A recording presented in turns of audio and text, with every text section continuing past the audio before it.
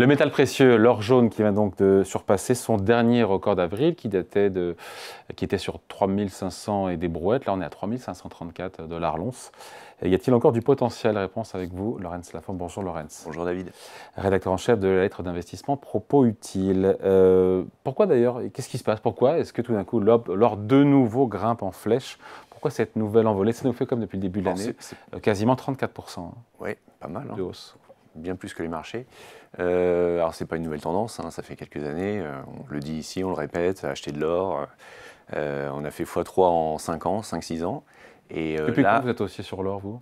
Depuis que je viens vous voir, depuis 2019. C'est vrai? Ouais. Vous pouvez voir les vidéos.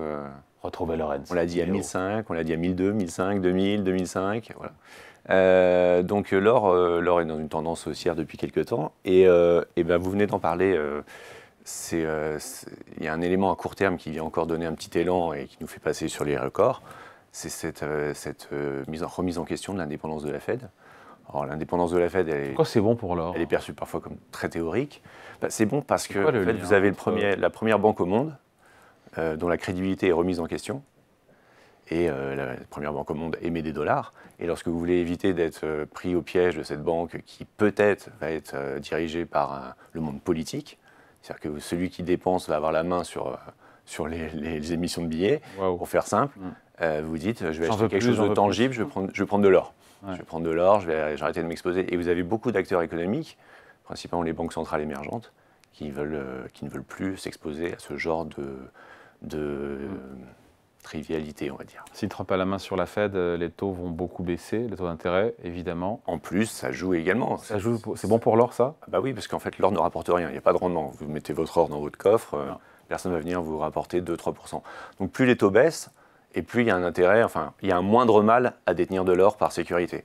Donc vous avez effectivement cette tendance sur les taux court terme. Donc la pression que met Trump sur la Fed, c'est bon pour l'or. Et paradoxalement, inversement, les tensions qu'on voit sur les taux à cause de la dette à long terme sont aussi positives sur l'or, parce que ce ne sont pas des taux qui sont intéressants, c'est des taux qui commencent à faire peur, parce qu'on demande de plus en plus à des États qui sont surendettés. Et donc quand c'est surendetté et que vous avez peur de remboursement, bah, vous avez acheté aussi de l'or. Bon, qu'est-ce qui concourt aussi à la hausse de l'or? Bah, encore la politique de Trump à l'international. Vous savez qu'il a déclaré une guerre au reste du monde, une guerre commerciale certes, mais une guerre quand même. Et il a beau dire qu'il va faire des accords, des traités, etc. Il y a eu des accords qui ont été faits avec les Européens, les Japonais. Il y a eu des accords, alors ils ne sont pas tous signés. Il y a eu des accords, mais il y a eu beaucoup de désaccords aussi. Et vous avez des pays comme l'Inde qui se retrouvent sous des droits de douane prohibitifs. 50%. Et l'Inde, qu'est-ce qu'elle a fait ce week-end? Elle est allée voir la Chine, la Russie et tous ces pays qui sont contre l'hégémonie américaine et qui se réunissent et disent on va faire autre chose, on va inventer autre chose. Et en quoi c'est bon pour l'or? Et c'est bon aussi parce que voilà, vous vous détournez du système américain, du système dollar. Et vous allez donc acheter de l'or, parce que personne ne va aller acheter pour l'instant les devises chinoises, mais en tout cas sur l'or, vous avez ce refuge. Et c'est ce que font d'ailleurs les banques centrales, je disais il y a un instant, les banques centrales non occidentales depuis des années, elles achètent de l'or parce qu'elles n'avaient pas de réserve d'or, elles avaient des réserves en dollars, par rapport aux banques occidentales qui détenaient 2000, 3000, jusqu'à 8000 tonnes d'or pour la Fed. Donc elles partaient de zéro et elles ont décidé de constituer des réserves, mais c'est un mouvement de fond qui dure depuis une quinzaine d'années, qui ne cesse de s'accélérer. Et quand on voit les réserves en or de ces banques, on se dit que ce n'est pas terminé. Il y a encore des achats et des flux qui vont provenir de ce côté-là, parce qu'elles veulent... on l'a vu avec la crise de 2008 et plus récemment avec la guerre en Ukraine sur la Russie, quand vous détenez des actifs en dollars, vous vous exposez aux sanctions américaines. On peut vous bloquer votre argent, on peut le saisir, on peut vous mettre des amendes. Lorsque vous détenez de l'or, vous êtes indépendant. Vous avez un actif qui est décentralisé. Donc, vous sortez du système. Cette hausse ininterrompue, 34% depuis le début de l'année, x3 en combien de temps? x3 en 5-6 ans. Oui. Est-ce que les investisseurs particuliers, institutionnels, professionnels ont profité, ont suivi ce mouvement ou pas? Mais non, David, en dépit de nos alertes.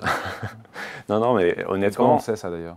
On le sait parce que vous avez des ETF qui sont investis sur l'or, donc vous avez des achats physiques, donc il y a eu des achats physiques, mais l'essentiel ce sont les banques centrales qui ont fait le mouvement, et au lieu de suivre les banques centrales, beaucoup ont ignoré, je ne sais pas pourquoi, ont ignoré ce contexte et cette situation, et vous voyez enfin des flux sur les ETF, ou les instruments Adossés à l'or. financiers adossés à l'or, qui gonflent.